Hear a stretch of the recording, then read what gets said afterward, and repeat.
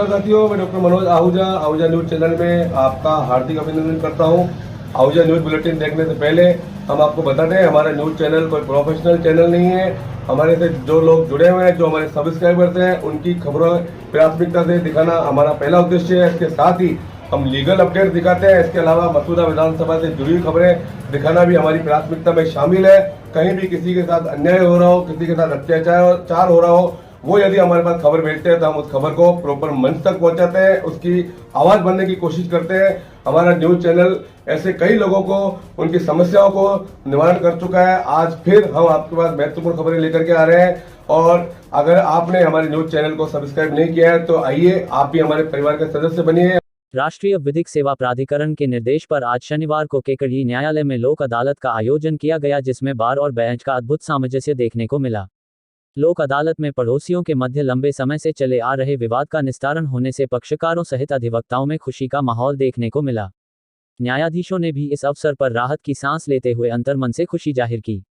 पक्षकारों के अधिवक्तागण ने बताया कि वरिष्ठ सिविल न्यायाधीश संख्या 2 के न्यायालय में विचाराधीन फौजदारी प्रकरण सरकार बनाम भंवरलाल वगैरह व सरकार बनाम छोगालाल में उनके मध्य खेतों की सीमाओं को लेकर आए दिन झगड़ा होता रहता था तथा इसी की वजह से वर्ष 2020 में दोनों परिवारों के मध्य लड़ाई झगड़े हो गए तथा दोनों तरफ के परिवारों के सदस्यों के चोटें लगी। इस पर दोनों के खिलाफ न्यायालय में चार्जशीट पेश हुई।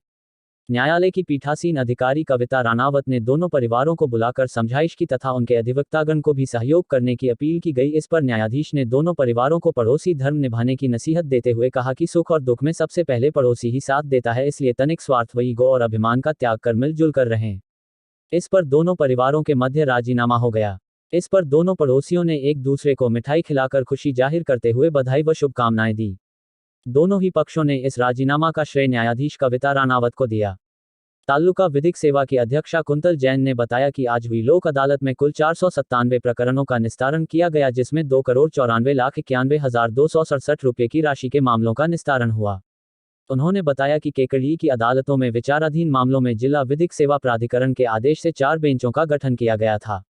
प्रथम बेंच में मोटर दुर्घटना के 47 मामलों में 99,25,312 रुपये के अवार्ड पारित हुए। इसके अतिरिक्त बैंक से संबंधित प्री लिटिगेशन के 24 मामलों का निस्तारण हुआ, जिनमें 38,15,312 रुपये की राशि के अवार्ड पारित हुए। इस बेंच की अध्यक्षता अपर जिला न्यायाधीश अंबिका सोनी व सदस्य एडवोकेट मुकेश गढ़वाल ने की। इसी प्रकार द्वितीय बेंच की अध्यक्षता अपर जिला न्यायाधीश कुंतल जैन व सदस्य नवल किशोर पारीक एडवोकेट ने की, जिसमें 43 प्रकरणों का निस्तारण किया गया, जिसमें 74,58,000 रुपये की राशि के मामलों का भी निस्तारण हुआ। इसी प्रकार तृतीय बेंच की अध्यक्षता अपर मुख्य न्यायिक मजिस्ट्रेट कविता रानावत व सदस्य अधिवक्ता सीताराम कुमावत द्वारा की गई, जिसमें 346 प्रकरणों का निस्तारण हुआ, जिसमें 82,92,643 रुपयों के मामले भी निस्तारित हुए। इसी प्रकार चौथी बेंच भिनाई उपखंड कार्यालय में लगाई गई, जिसमें 12 राजस्व प्रकरण, 3 फौजदारी व 3 विद्युत विभाग से संबंधित प्रकरणों का निस्तारण हुआ। इसके अलावा प्री लिटिगेशन के 1467 मामलों का निस्तारण हुआ। इस बेंच की अध्यक्षता न्यायाधीश युवराज सिंह द्वारा की गई तथा सदस्य के रूप में उपखंड अधिकारी प्रभात स्वरूप त्रिपाठी मौजूद रहे। लोक अदालत की कार्यवाही में बार अध्यक्ष भूपेंद्र सिंह राठौड़, अधिवक्ता हेमंत जैन, नवल किशोर पारीक, डॉक्टर मनोज आहूजा, अजय पारीक, लोकेश शर्मा, महावीर गुर्जर, हनुमान प्रसाद शर्मा, नितिन जोशी, अनुराग पांडे, सांवरलाल जाट, अजय पारीक, सूर्यकांत दाधीच, भेरू सिंह राठौड़ आदि ने सक्रिय भूमिका निभाई। तालुका विधिक सेवा प्राधिकरण के सचिव दिनेश शर्मा, रीडर हफीज खान, अर्जुन लाल, प्रहलाद, ओम प्रकाश लोट, रामअवतार ने लोक अदालत को सफल बनाने के लिए उचित प्रचार प्रसार व व्यवस्थाओं में सहयोग दिया। राजस्थान हाईकोर्ट जयपुर बेंच में द्वितीय राष्ट्रीय लोक अदालत 2022 का विधिवत उद्घाटन न्यायाधिपति अशोक गौड़ ने विधिवत दीप प्रज्वलन से किया। इस उद्घाटन सत्र के दौरान जयपुर हाईकोर्ट बेंच के अनेक न्यायाधिपतिगण, सेवानिवृत्ति न्यायाधिपतिगण, हाईकोर्ट बार एसोसिएशन के वरिष्ठ पदाधिकारी गण सहित बार काउंसिल के वरिष्ठ अधिवक्ता और मीडिया कर्मियों भी मौजूद रहे। इस अवसर पर न्यायाधिपति अशोक गौड़ ने बताया कि इस लोक अदालत में सेवानिवृत्त न्यायाधिपति गणों का वर्षों का अनुभव काम में लिया जा रहा है। माननीय राजस्थान उच्च न्यायालय जोधपुर में कार्यरत माननीय न्यायाधिपतिगण की 6 बेंचों का गठन कर 1901 न्यायालय में लंबित प्रकरण तथा माननीय राजस्थान उच्च न्यायालय जयपुर पीठ जयपुर में 6 सेवानिवृत्त माननीय न्यायाधिपतिगण की बेंचों का गठन कर 22 प्री लिटिगेशन तथा 1821 न्यायालय में लंबित प्रकरण कुल 1843 प्रकरण राष्ट्रीय लोक अदालत में रखे गए हैं। पूरे प्रदेश की 859 बेंचों में 3,45,897 प्री लिटिगेशन तथा 3,99,489 न्यायालयों में लंबित प्रकरण, कुल 7,45,386 मामलों की होगी सुनवाई ऑनलाइन व ऑफलाइन दोनों माध्यमों से।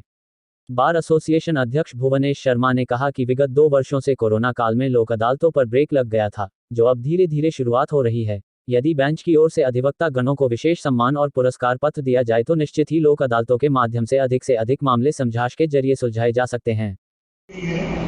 उसमें भी हमारे 6 न्यायाधिपतिगण जो पहले यहाँ सेवा दे चुके हैं, उनका अनुभव, उनका जो पूरा मंथन है, उसकी पूरी आज हमको देखने को मिलेगा कि जितने ज़्यादा से ज़्यादा मुकदमे आज लगे हैं उनका निस्तारण हो। आज 6 बेंचेस का फॉर्मेशन किया गया है और ये लोक अदालत राजस्थान में सभी स्तर पर करी जा रही है, चाहे वो राजस्व प्रकरण हो, चाहे वो उपभोक्ता मंच हो, चाहे वो और अभिकरण हो, सभी स्तर पर ये प्रयास किया जा रहा है कि सुलभ से सुलभ और जल्दी से जल्दी राजीनामे से मुकदमों का निस्तारण किया जाए। मैं सभी जो यहाँ पे लोग आए हैं उनको धन्यवाद देता हूँ और ये निवेदन करता हूँ कि हम ये प्रयास जारी रखें। मुकदमों की जो सुनवाई कोर्ट में जो समय लगता है, कारण से कुछ भी हो, लेकिन लोक अदालत की भावना से जो मुकदमे तय किए जाते हैं वो सिर्फ मुकदमे निस्तारित नहीं होते हैं, लोग आपस में एक दूसरे के मनमुटाव भी मिटाते हैं और लोक भावना से जितने फैसले होते हैं उनमें यहाँ से जाने के बाद दोनों पक्ष खुश होकर जाते हैं। इसलिए मेरा ये सबसे निवेदन है कि ज़्यादा से ज़्यादा हमारे वकील साथी लोग और हमारे जो सीनियर्स हैं वो समय समय पर आगे आएँ और हम लोगों को प्रेरित करें कि जिससे कोर्ट के मुकदमे कम हो, लोग खुश होकर जाएँ। और हमारी सबका ये प्रयास होना चाहिए कि हम जब भी लोक अदालत हो, हम सब प्रयास करके ज़्यादा से ज़्यादा मुकदमे निस्तारित करें। मैं सब शुभकामनाएं देता हूँ आपको और सबका धन्यवाद देता हूँ।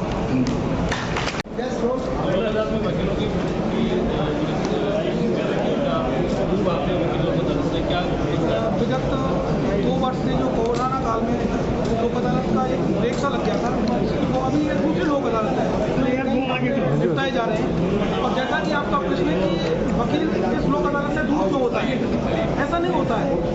वकील लोक अदालत में बड़ा इंटरेस्ट लेता है। यदि उसको बेंच की तरफ से एक स्पेशल सम्मान दिया जाए, वकील को बताया जाए कि लोक अदालत से ये फायदे हैं, वकील को लोक अदालत से लेकिन जितने भी जो डिसाइड होंगे वो ऐसा नहीं है कि बिना वकील के हो रहे हैं, इनमें वकीलों का योगदान है और लगातार वकील इस मुहिम में आगे से आगे बढ़ते चले जा रहे हैं।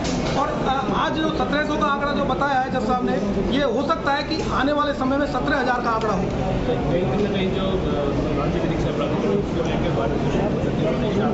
नहीं, मैं कहीं कोई गतिरोध नहीं रहा, हो सकता है कम्युनिकेशन गैप कह सकते हैं आगे। और कम्युनिकेशन गैप ये है कि लाल साहब को इनिशिएट लेना चाहिए और वकील के लिए एक सेमिनार करनी चाहिए कि लोक अदालत से ये फायदे होते हैं, इससे ये डिसीजन होता है।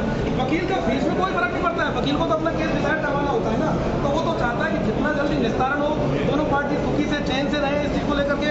तो ऐसा नहीं है, वकील हमेशा इस चीज़ के लिए आप हमेशा आगे रहे। तो राल साहब को भी उसी प्रकार हमारे साथ मिलकर काम करना चाहिए जिससे ये और आगे बढ़ सके। आज भी काफ़ी सारे वकीलों पे ध्यान लगे हुए हैं, लेकिन वकीलों की बात करें तो बहुत काफ़ी इनकी ही वकील यहाँ हुई, तो कहीं ना कहीं नहीं, आज जो प्री लिखी है उसमें 1700 के करीब मुकदमे तय करना पहले से प्री तय है। आज 48 डिग्री टेम्परेचर को देखते हो लिटिगेंट से आशा नहीं कह सकते कि दूर दराज से वहाँ सके, फिर भी आज इतने लिटिगेशन से लिटिगेंट्स आए और मामले डिसाइड हुए। तो भारत विकास परिषद के 5 सूत्र संपर्क सहयोग सेवा संस्कार और समर्पण के अंतर्गत सेवा प्रकल्प के तहत शाखा केकड़ी द्वारा भीषण गर्मी, पुलिस कांस्टेबल परीक्षा तथा शादी विवाह के मद्देनजर यात्रियों की सुविधार्थ बस स्टैंड केकड़ी परिसर में अस्थायी जल मंदिर की सेवा प्रारंभ की गई है, जिसमें शीतल पेयजल की व्यवस्था की गई है। परिषद अध्यक्ष कैलाश चंद जैन ने बताया कि युवा परीक्षार्थियों की सुविधा के मद्देनजर यह जल मंदिर शनिवार से सोमवार तक अस्थायी रूप से प्रातः 8 बजे से सायं 7 बजे तक अनवरत संचालित रहेगा, जिससे भीषण गर्मी में राहगीरों सहित यात्रियों को शीतल पेयजल की सुविधा मिल सके। ज्ञातव्य हो कि परिषद द्वारा इस सेवा प्रकल्प के तहत पूर्व से ही शहर में 2 स्थायी जल मंदिर व 8 अस्थायी जल घर संचालित किए जा रहे हैं। आज इस सेवा कार्य में परिषद के पूर्व अध्यक्ष यज्ञ नारायण सिंह, शिव कुमार माहेश्वरी, अशोक रांटा व अनिल कुमार राठी, परिषद सदस्य राम गोपाल माली, नंद किशोर तिवारी, गोपाल सोनी, पुरुषोत्तम काबरा, डॉक्टर आदित्य उदयवाल, नंदलाल गर्ग सहित कई सदस्यों ने सेवा दी।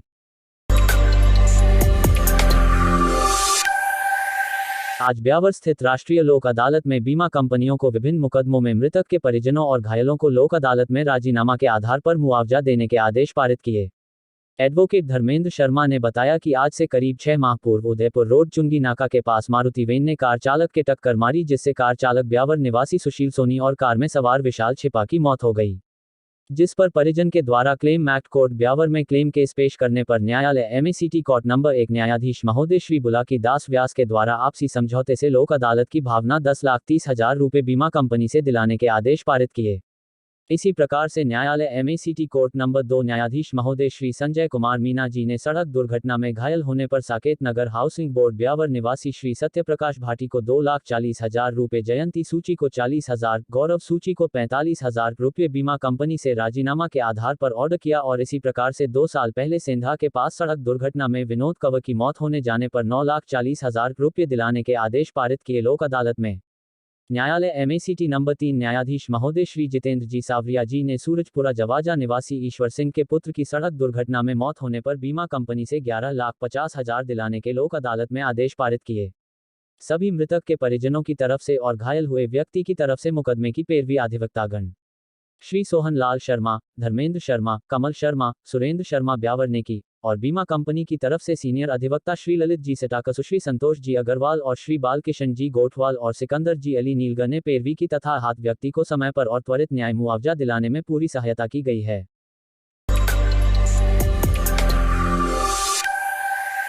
राष्ट्रीय विधिक सेवा प्राधिकरण के निर्देश पर आज आजादी के बाद पहली बार भिनाय स्थित उपखंड कार्यालय में राजस्व मामलों के निस्तारण हेतु जिला विधिक सेवा प्राधिकरण के निर्देश से बेंच का गठन किया गया, जिसकी अध्यक्षता अपर मुख्य न्यायिक मजिस्ट्रेट युवराज सिंह द्वारा की गई तथा सदस्य के रूप में उपखंड अधिकारी प्रभात स्वरूप त्रिपाठी मौजूद रहे।